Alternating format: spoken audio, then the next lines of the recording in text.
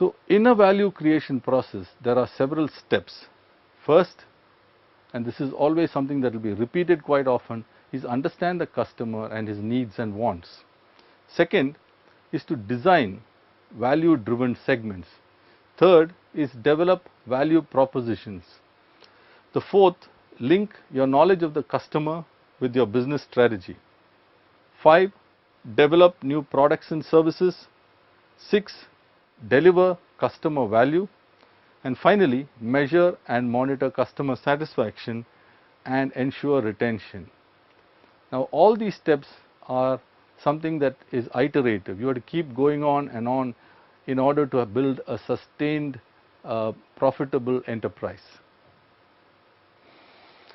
Now, customer satisfaction is a very key ingredient in all this, because if customers aren't happy, they are not satisfied, they are unlikely to stick with you, they won't be loyal, and therefore your business is likely to dry up.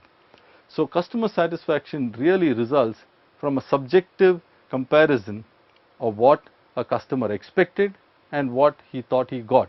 So, here it's mentioned as the comparison of expected and perceived attribute levels. Now, customer delight is one level higher. Many times customers get what they expected, so they are satisfied. But if also customers get something they didn't expect and they like what they got, then they are delighted.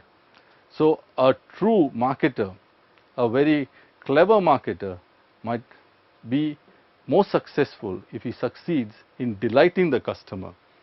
So, exceeding the desired level really results in delight. Why are these important? Because unless you know and you monitor the customer satisfaction levels and see how you might be delighting them, you won't know really what to change, how to change, when to change, and therefore you are likely to suffer in the marketplace. So, monitoring and measuring customer satisfaction is vital. Delivering customer value is very important and is pivotal to a firm's continued success. Now, this value delivery system include all the experiences that a customer might have in getting aware of your product, in obtaining the product, in using the product, in finally disposing of the product, in maintaining the product.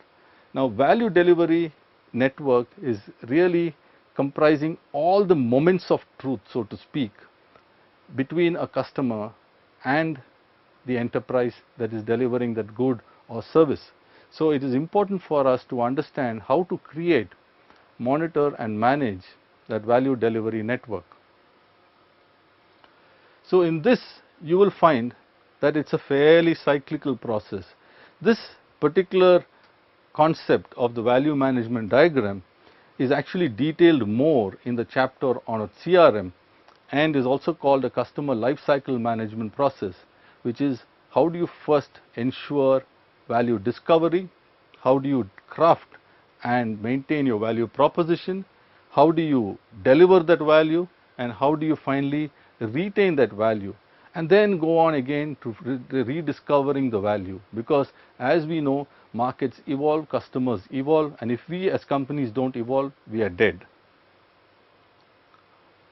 So, in order to understand this and to deliver that value, it's important we understand the value chain. Now, this is a fairly simple value chain, first propounded by Michael Porter many years ago, which says a company uses its assets and uses raw materials and inputs to create an offering, which it then delivers to the customer using various channels.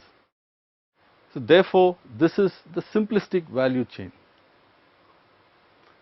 and typically this is how it is represented.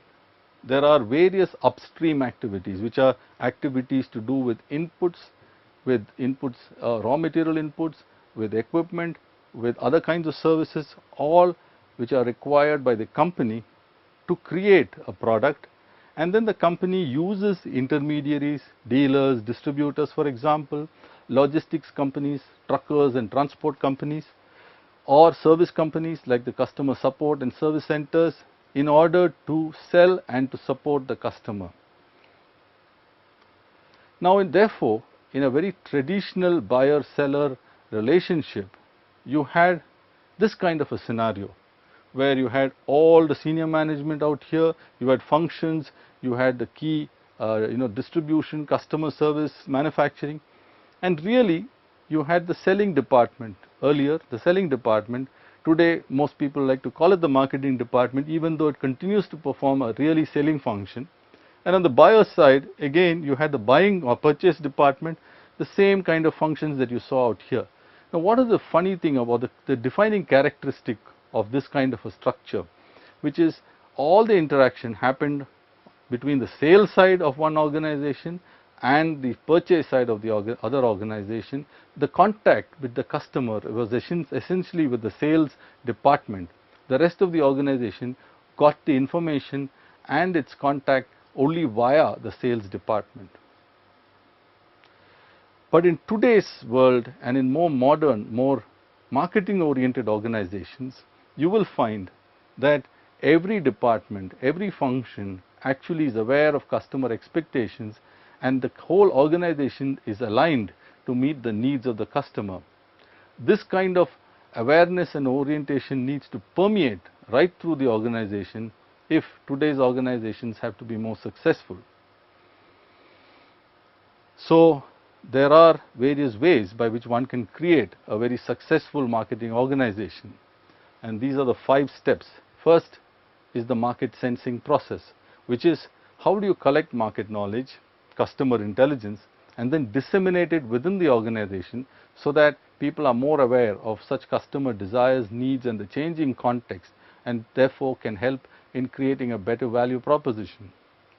Second, the product launch process, which is researching, designing, and developing and launching high quality new products regularly so as to achieve the company's marketing objectives and well within the company's marketing budget.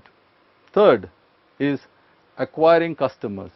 This is very important, especially in today's increasingly competitive context, which is how do you define your target market and prospect for new customers. Fourth is the customer relationship management process. People know today more and more that it is more easy to retain an existing customer than it is to acquire a new customer. So how does one go about getting and retaining and maintaining a relationship with your customers? This is what is very important today. And finally, how does one fulfill the entire delivery process, which is how do you receive, how do you approve orders, how do you ship it in time, and how do you realize payments. So there are various critical processes here, 5 of them, and each of them needs to be understood, needs to be refined, and needs to be monitored in order to create a successful marketing organization. So in all this, it's vital therefore to understand the various links in the supply chain right from input to final output and thereafter. So at a very simplistic level, you have the customer to whom things need to be delivered, and on the other side you have the supplier of various goods and services, and in between you have the enterprise which acts as the link. There are various packages people use, ERP, the enterprise resource planning package, or the CRM, the customer relationship management package, and also the supply chain management processes and packages. So there is a creation of value through a network of suppliers, partners, channels, and processes. So to sum up, organizations exist because they deliver a certain promised value to their customer through their products and services. And what is customer value? Customer value is the net of expected benefits of customers and the cost that is involved in acquiring the product or service. The benefits can be many: product benefits, brand or company benefits, functional or performance benefits, service benefits, and emotional or self-expressive benefits.